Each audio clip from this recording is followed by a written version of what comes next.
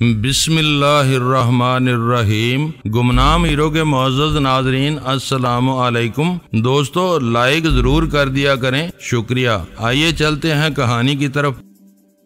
वो शीदे की हालत ज़ार पर तरस खाकर इसे अपनी तरफ से माफ कर चुका है। सुल्तान शाह ने वीरा को आगाह किया, हो सकता है कि वो इसके साथी पर अपने दिल की भड़ास निकालने का मंसूबा बनाए बैठा हो। शीदे के बारे में इससे मशवरा करने की कोई जरूरत नहीं। कासम को रिटायरिंग रूम में बुलवाया गया तो नाक फूल जाने की वजह से इसका चेहरा मज़ाहका खेज हो चुका था। इसने अपनी खून आलूद कमीज धोली थी, फिर भी इसकी नाक से गिरने वाले खून के दाग खासे नुमाया थे। हमारे साथ वीरा को मौजूद पाकर इसकी आंखों में हैरत तैरने लगी, मगर इसने इसके बारे में कोई सवाल नहीं किया। इस वक्त तक इसे अंदाजा हो चुका था कि हम लोग अपने कैदी की जुबान से सवाल सुनना पसंद नहीं करते। इसे अपनी तलबी का सबब नहीं बताया गया था, इसलिए वो बहुत ज्यादा सहमा हुआ था। जब मैंने इसे बिठाकर सोबराज के बारे में पहला सवाल किया तो इसके चेहरे पर इत्मीनान की लहर दौड़ गई। कासम की मालूमात के मुताबिक शहर के कारोबारी हलकों में सोबराज के जानने वालों की तादाद काफी थी, लेकिन इसने अपने काले धन की सरमायाकारी के लिए किसी चलते हुए कारोबार का इंतखाब नहीं किया था।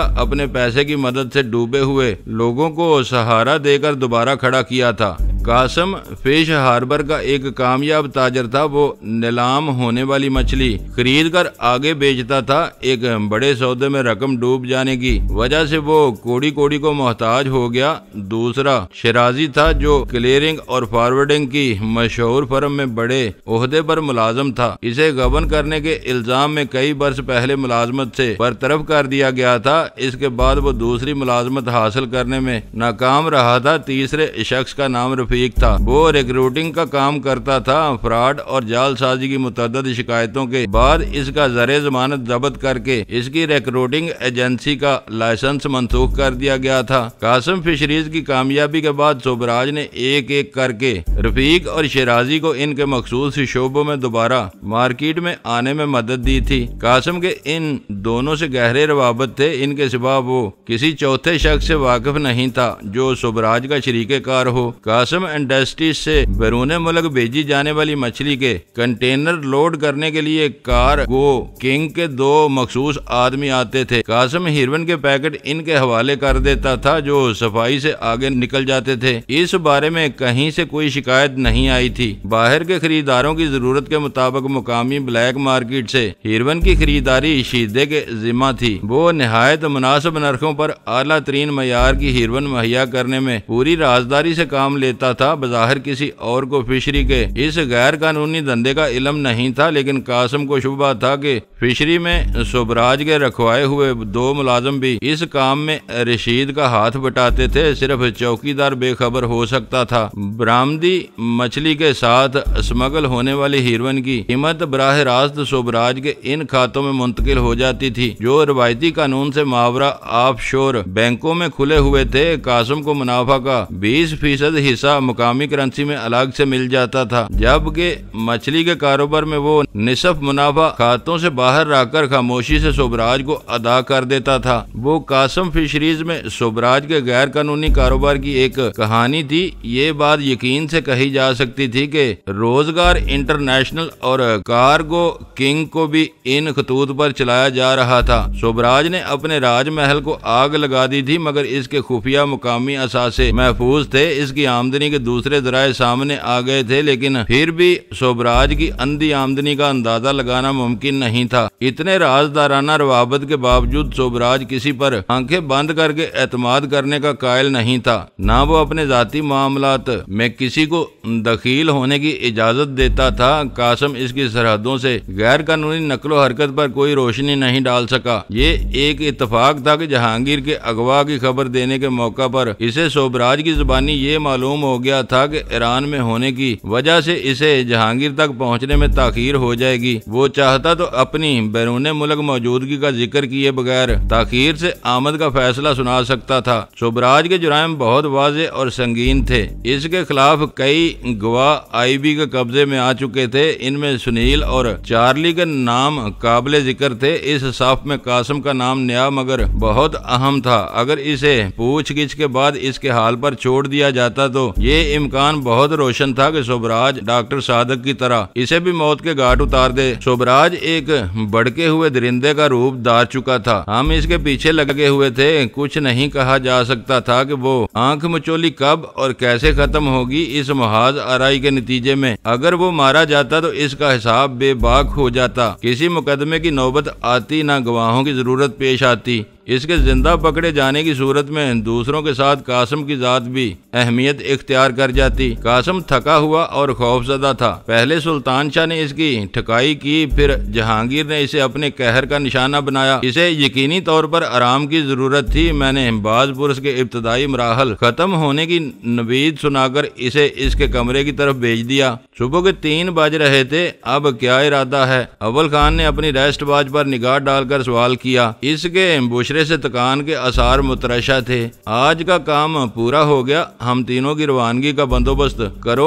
मैंने हल्की सी जमाई लेकर कसलमंदाना अंदाज में कहा। मैं तुम्हें छोड़ता हुआ घर निकल जाऊंगा। तुम जहांगीर को ब्रीफ कर दो कि अब वो यहाँ से निकलने की कोशिश न करे। इसने अपनी जगह छोड़ दी। जहांगीर को एक करबनाक तजर्बे के बाद अपनी बीवी के साथ मिलने का मौका मिला था। इस वक्त इन दोनों को छेड़ना मुनासिब नहीं था। जहांगीर समझदार था। इसे हम सब से ज्यादा अंदाजा हो चुका था कि हालात ने किस कदर संगीन रुख इख्तियार कर लिया था। इससे ये तवक्को नहीं की जा सकती थी कि वो वक्त के दायरे के खिलाफ चलकर कोई खतरा मोल लेगा। अव्वल खान हमें घर के दरवाजे पर गाड़ी से उतार कर आगे निकल गया। इब्रार ने छत से हमें देखा और नीचे आकर दरवाजा खोल दिया। घर में दाखिल हुआ तो गजाला अपने कमरे से बरामद हो रही थी। इसकी आंखों से साफ जाहिर हो रहा था कि वो आहटे सुनकर गहरी नींद से बेदार हुई थी। आखिर आप लौट आए। इसने अपने बिखरे हुए बाल पुश्त पर समेटते हुए कहा। जहांगीर कहाँ है? सलमा को कहाँ छोड़ आए? अभी तुम्हारी नींद अचाट हुई है और गनूदगी के आलम में भी तुम्हें इन दोनों की फिक्र है। मालूम होता है कि नींद में इन्हीं के ख्वाब देख रही थी।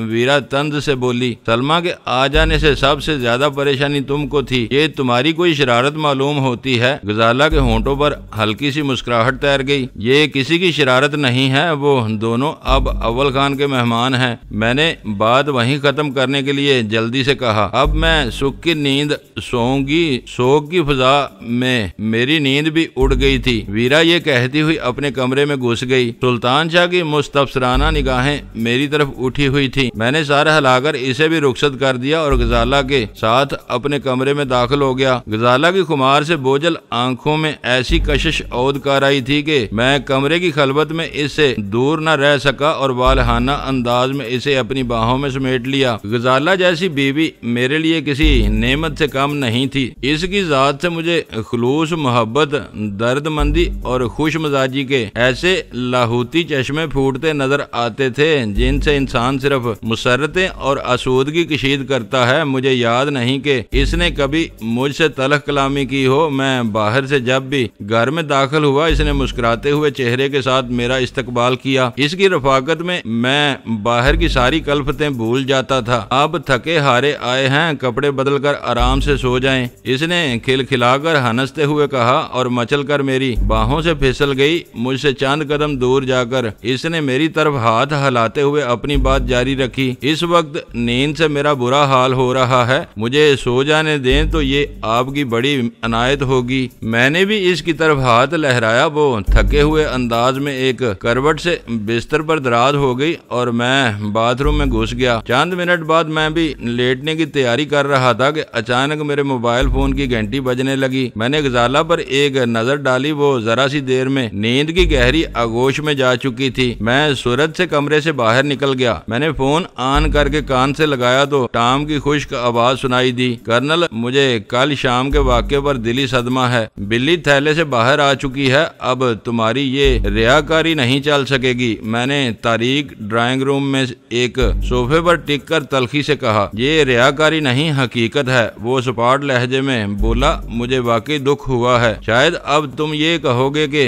अल्फा तुम्हारा कोई तलक नहीं था। वो मुझे मारने के लिए आसमान से वहाँ टपका था। मैंने गुस्सीले लहजे में कहा। कर्नल कर्नल तुम गलत समझ रहे हो। मुझे असल मलाल इस बात का है कि वो कोशिश नाकाम हो गई। इस नाकामी से मेरा ये शुबा भी दुरुस्त साबित हो गया कि तुम मुझसे मुखलस नहीं रहे। तुमने मुझे धोखा दिया। मैं ये समझता रहा कि तुम पूरी राजदारी के साथ मुझसे मिलने के लिए आए हो, मगर ऐसा नहीं था। तुम अपनी हिफाजत के लिए कुछ लोगों को अपने इर्द गिर्द फैलाए रखते थे। बहुत खूब। अगर मैं अल्फा के हाथों मारा जाता तो तुम्हें मेरे मुखलस होने का यकीन आ जाता। ये बहुत अजीब मंतक है जो सिर्फ तुम पेश कर सकते हो। मामूली सूझबूझ रखने वाला कोई आम आदमी भी ऐसी निराली मंतक पेश नहीं कर सकता। ये कोई मंतक नहीं है। तुम अच्छी तरह जान चुके हो कि मैं मुझ पर भरोसा नहीं था, तो मैं भी तुम्हारी तरफ से शकूको शुबहात में मुब्तला हो चुका था। तुम एक बार से बच गए, अगली बार तुम्हें कुछ सोचने समझने का मौका नहीं मिलेगा। अगर तुमने ये धमकी देने के लिए फोन किया है तो कान खोल कर सुन लो कि मैं ऐसे हज़ियान को परकाह के बराबर भी अहमियत नहीं देता। मैंने दुरुस्त लहजे में जवाब दिया। ऐसी गीदड़ बबकियां मैं एक मुद्दत से सुनता चला आ रहा हूँ। अब इनका आदी हो चुका हूँ। ये धमकी नहीं, एक हकीकत है। अभी इस वाक़े के कदोखाल वाजे नहीं हुए, वो बातें सामने आई हैं जो टेलीविजन पर बार बार दोहराई जा रही हैं। इनमें तुम्हारे अंजाम का कोई जिक्र नहीं था। तुम्हारा फोन ऑन हुआ तो मुझे अंदाजा हो गया कि अल्फा अपना काम दिखाने से पहले बदनसीबी का निशाना बन गया। कल शाम हमारे दरमियान जो बातें हुई वो किसी और तक ना पहुँचे। इस वाक़े में तुमने कहीं भी मेरा नाम लिया तो फिर मैं बुराई का जिम्मेदार नहीं होऊंगा। तुमने देर कर दी, मैंने जहरीले अंदाज में कहा। मालूम होता है कि अब तक तुम सकते के आलम में थे। जो कुछ होना था वो हो चुका है। बकवास मत करो। फोन पर इसकी गुराहट सुनाई दी। तुमने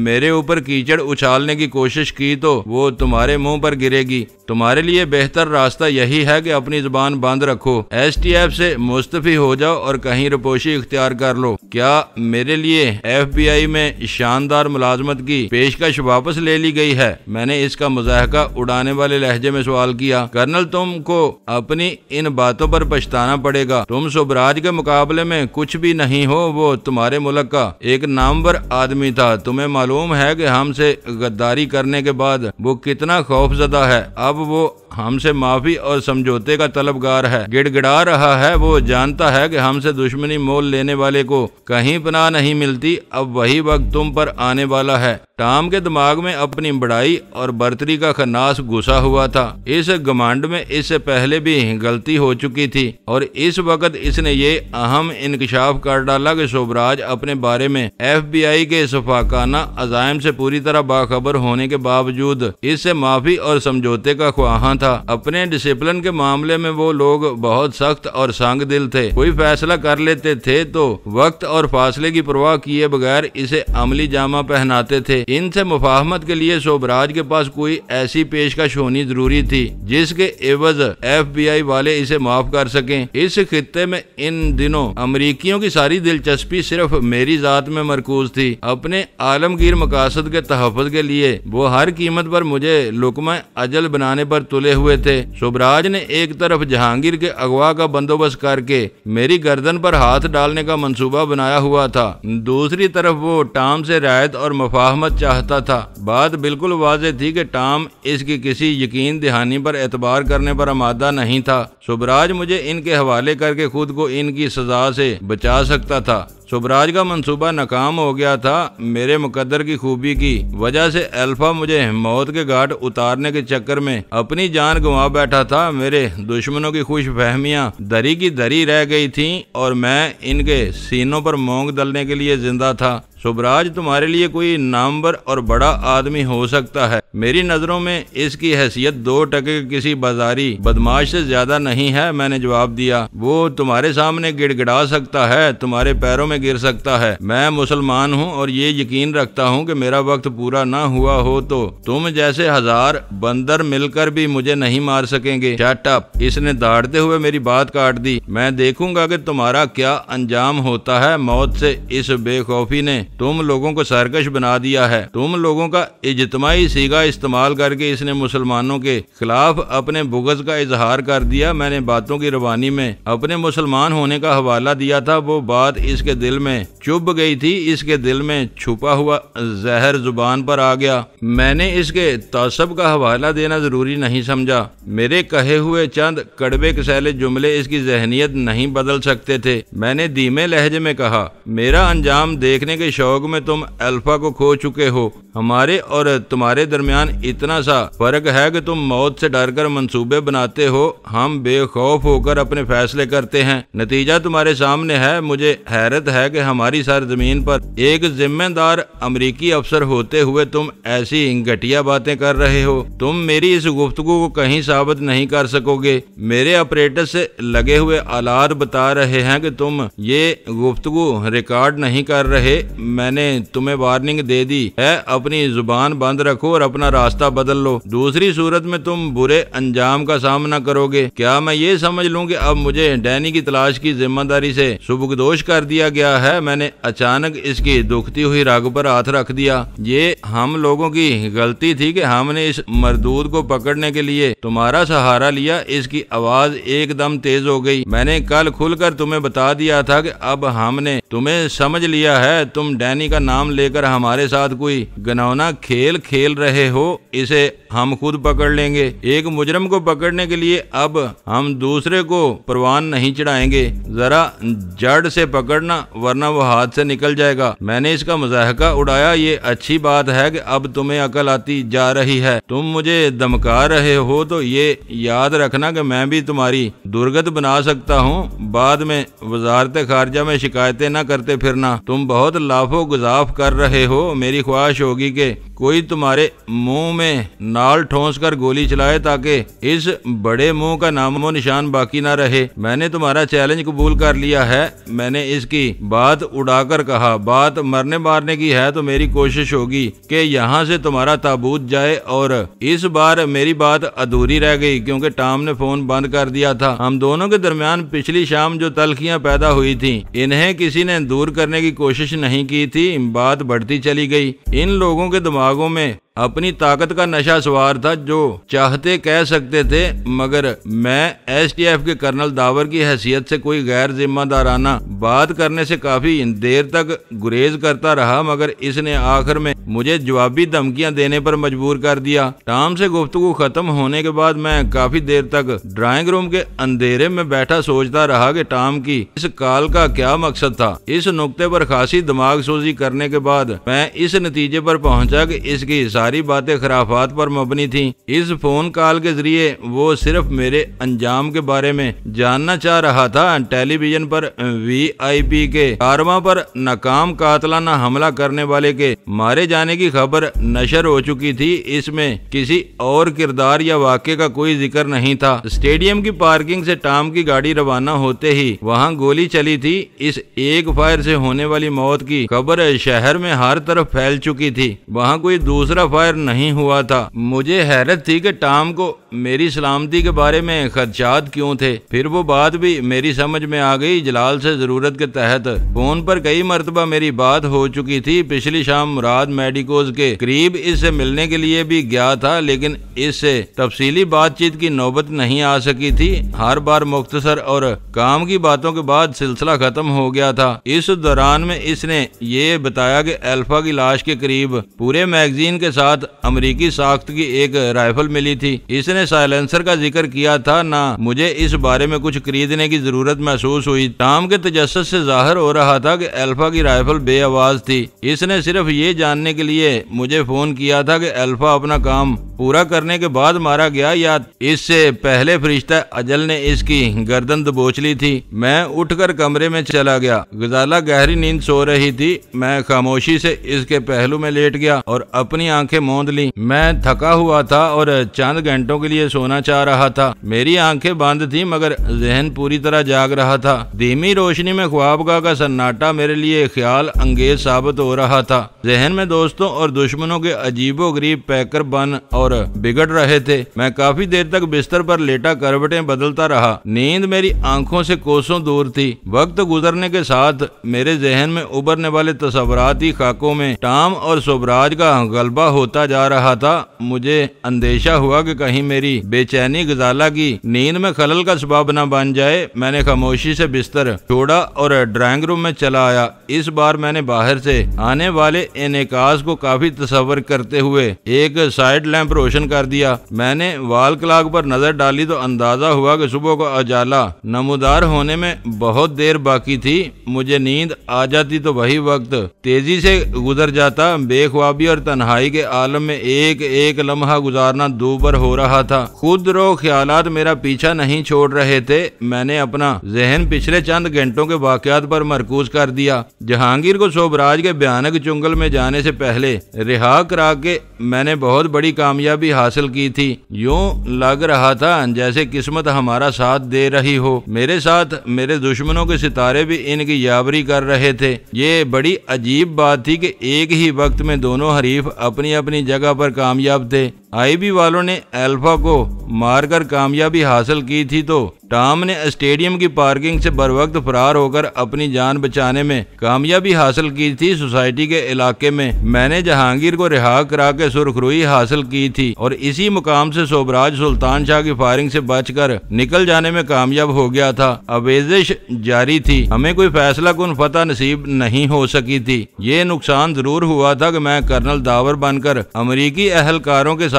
बिल्ली और चूहे का जो दोहरा खेल रहा था, इसका खात्मा हो चुका था। टॉम से मेरी खुलकर ठन गई थी। इस हद तक सब कुछ वाज़ेह था कि सोबराज का मामला मुख्तलिफ था। वो हैरान कुन तेजी के साथ ईरान से कराची पहुंचा और एक झलक दिखाकर गायब हो गया था। इसके बारे में मुझे कुछ पता नहीं था कि वो कहाँ था और क्या कर रहा था। टॉम ने अपनी खलश दूर करने के लिए वक्त की परवाह किए बगैर मुझे फोन किया था। मैंने सोचा कि क्यों ना मैं खुद सोबराज को टटोल कर अपनी उलझन दूर करने की कोशिश कर लूं। वो मेरे वक्त का बेहतरीन मुशर्रफ साबित हो सकता था। कासिम के घर पर पेश आने वाले वाक़े के बाद ये जानना बहुत जरूरी था कि इस वक्त सोबराज की सोच किस सिमत में काम कर रही थी। मैंने खामोशी से इसका सैटेलाइट फोन नंबर मिला लिया। दूसरी घंटी पर सोबराज की हेलो की आवाज सुनाई दी तो मेरा दिल खुश हो गया। मैं अपने घर में मुस्तरिब था तो मेरे दुश्मन भी सुख की नींद से महरूम हो चुके थे। सोबराज की भारी आवाज में खुमार का हल्का सा शायबा तक नहीं था। क्या इस वक्त भी तुम कराची से सैकड़ों मील दूर हो? मैंने लम्हा भर के तवक्कुफ के बाद जज्बात से आरी लहजे में सवाल किया। हमेशा की तरह इस बार भी मैंने सोच लिया था कि मैं अपनी तरफ से तलख कलामी की इब्तिदा नहीं करूंगा। ओह डैनी, इसकी तहैयर ज़दा आवाज आई। क्या तुम्हें जहांगीर के सिलसिले में कोई कामयाबी हुई है? इसने चालाकी से काम लेते हुए मेरे सवाल का जवाब गोल कर दिया था। इसका सवाल बहुत मुश्किल था। असूली तौर पर इसके मासूमाना अंदाज पर मुझे फट पड़ना चाहिए था। मसलहत का तकाजा था कि मैं नरमी से काम लूं। मैंने कहा, इसे इंटेलिजेंस ब्यूरो वालों ने किसी मकान के खाने से बरामद कर लिया है। अभी वो इनकी तहवील में है। ये बहुत अच्छी खबर है। एजेंसियों से तुम्हारे बहुत अच्छे मरासम हैं। अब तक इसे घर लौट आना चाहिए था। मेरी तरह वो भी सब्र और तहम्मुल से बात कर रहा था। वो अभी नहीं लौटा। आईबी वाले अपनी पूछगिछ मुकम्मल करने के बाद इसकी जान छोड़ेंगे। काम के मामले में वो किसी बात को खातर में नहीं लाते। मुझे सुनगिन मिली है कि वो तुम्हारे आदमियों के खिलाफ किसी क्रैकडाउन में मसरूफ हैं। इस दौरान में जहांगीर इनके हाथ आया है। वो खास तौर पर इसको तलाश नहीं कर रहे थे। तुम किस क्रैकडाउन की बात कर रहे हो? इसकी आवाज से जाहिर हो रहा था कि मेरे इंकिशाफ ने इसे चौंका दिया था। वो शहर में लौट आया था। शायद इसे अपने कारोबारी दोस्तों से राब्ता करने का मौका नहीं मिला था, इसलिए वो तफसीलात से बेखबर था या शायद बन रहा था। तुमने मेरे पहले सवाल का जवाब नहीं दिया। इस बार मैंने इसकी बात टाल दी। फोन पर इसकी एक गहरे सांस की आवाज आई। फिर वो बोला, मैं कराची से बहुत दूर था। चंद घंटों पहले यहाँ वापस आया हूँ। जहांगीर के अगवा से मेरा या मेरे किसी आदमी का कोई तल्लक नहीं था। किसी ने तुमको मेरे खिलाफ उकसाने की कोशिश कोशिश की है। मैं एक बहुत जरूरी फाइल लेने के लिए आया हूँ, कुछ आराम करके दोबारा लौट जाऊंगा। अगर तुम्हारे हाथ साफ हैं तो तुमको खामोशी से लौट जाना चाहिए। कोशिश के बावजूद मैं अपने लहजे की तलखी पर काबू नहीं पा सका। वो बहुत दीदा दिलेरी के साथ मेरी आंखों में धूल झोंकने की कोशिश कर रहा था। जरूरी फाइल वाली बात मुझे बेसरोपा महसूस हुई थी। मेरे हाथ बिल्कुल साफ हैं। मुझे शुबा हो रहा है कि शहर में कुछ गड़बड़ हुई है। मैं अपने जिन दोस्तों से राब्ता करने की कोशिश कर रहा हूँ, इनके फोन बंद पड़े हुए हैं। क्या मैं तुम्हारे इन दोस्तों के नाम जान सकता हूँ? तुम्हारे लिए वो अजनबी हैं, तुम मेरे खैर ख्वाह हो, इसलिए ये बताने में कोई हर्ज नहीं कि इन्हें रफीक और शराजी के नामों से पहचाना जाता है। इसने बहुत मक्कारी से काम लेते हुए कासिम का नाम हज़फ कर दिया। ये नाम मेरे लिए वाकई अजनबी हैं। मैंने बेसाख्ता कहा, मुझे सिर्फ कासिम के बारे में बताया गया है। जहांगीर को इसके घर में कैद किया गया था। ये वही कासिम तो नहीं जो एक फिशरी का मालिक है? सुबराज ने कलाबाजी खाई। इसने समझ लिया था कि मुकम्मल बेखबरी का इजहार करके वो बात आगे नहीं बढ़ा सकेगा। सुबराज, मुझसे चालबाजी मत करो। मेरे सब्र का पैमाना लबरेज हो गया, फिर भी मैंने अपनी आवाज ज्यादा तलख नहीं होने दी। वो तुम्हारा पार्टनर बताया गया है, इसे पकड़ लिया गया है और इसने बदतरीन अजाब के सामने हथियार डालकर बहुत कुछ उगल दिया है। वो झूठा है, अपनी जान बचाने के लिए मेरा नाम ले रहा है। मैं इसे जिंदा नहीं छोड़ूंगा। क्या कहा है इस हरामजादे ने? मैं बता चुका हूँ कि अभी मुझे ज्यादा तफसीलात का इल्म नहीं। कासिम का नाम लेकर इसे मुस्तरब करते ही मेरी खोपड़ी कुछ ठंडी हो गई और मैं अपने लबो लहजे पर काबू पाने में कामयाब हो गया। मुझे अंदाजा हो गया है कि अब तुम अपने मोहसिनों को ठिकाने लगाने पर तुल गए हो। डॉक्टर सादक के बाद कासिम भी तुम्हारे हाथों मारा जाए तो मुझे ताज्जुब नहीं होगा। तुम फिर सादक का नाम ले बैठे। इसका मामला दूसरा था। कासिम को इसके झूठ की सजा मिलनी चाहिए। ये भी कहा जा रहा है कि कासिम के घर पर खुफिया छापे के वक्त एक गाड़ी में 2 मुश्तबा आदमी वहां आए थे जो ललकारने पर वहां से भाग गए। मैंने सच में झूठ की आमेजिश करते हुए बात आगे बढ़ाई। कहने वाले ये भी कह सकते हैं कि इन दोनों में से एक मैं खुद था। इसने जिल्लाहट का सा लहजा इख्तियार करके पेशबंदी करनी चाहिए। यही कहा जा रहा है। खामदार नाक की वजह से तुमको हजारों की भीड़ में अलग पहचाना जा सकता है। तुम वहां क्या करने के लिए गए थे?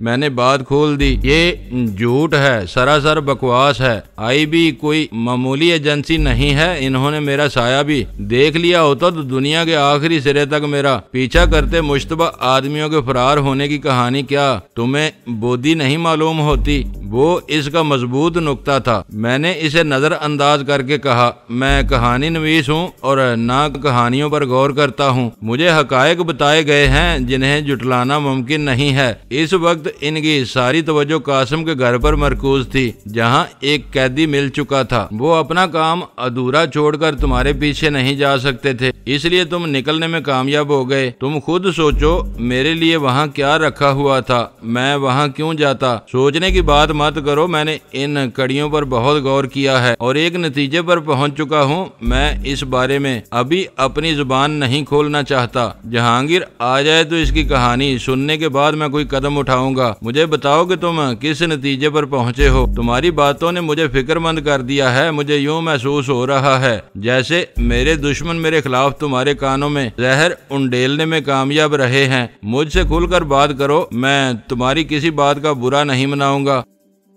दोस्तों, वीडियो को लाइक जरूर कर दिया करें। ISI पाक आर्मी जिंदाबाद, पाकिस्तान पाइंदाबाद। मुअज़्ज़ज़ नाज़रीन, अपना ख्याल रखिएगा और अपने इस चैनल का भी शुक्रिया।